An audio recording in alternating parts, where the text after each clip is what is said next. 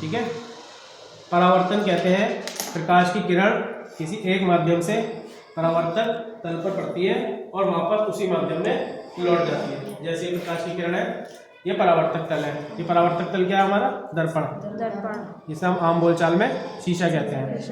देखो ये एक माध्यम से यानी वायु से आ रही है और ये प्रकाश की किरण जो है परावर्तक तल यानी कि दर्पण के ऊपर पड़ रही है और वापस उसी माध्यम में यानी वायु में लौट के चली जा रही है। इसके आर पार नहीं जा रही, टकराई और वापस लौट गई। ठीक है, तो ये इस घटना को क्या कहते हैं हम? प्रकाश का परावर्तन।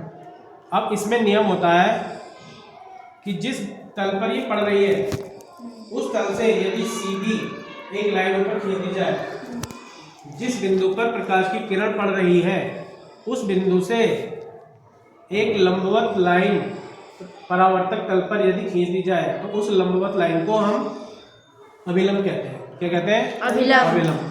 यहाँ पे देखो हमने एक चांदा लगा रखा है, ये चांदे की जो 90 डिग्री की लाइन है ये अभिलंब है। क्या है ये? अभिलंब, क्योंकि ये इस पे लंबवत है। अब यदि अभिलंब से कोई भी किरण जितना कोण बनाती है, आपतित किरण जो आ रही है, तो परावर्तित किरण भी अभिलंब से उतने ही कोण पर जाएगी। अब हम डाल के देखते हैं। ये देखो आप, ये 60 डिग्री का कोण बन रहा है, आधार से बन रहा है। ये अभिलंब से भी 30 का बन रहा है। 90 में से 60 घटा देंगे 30 हो जाएगा।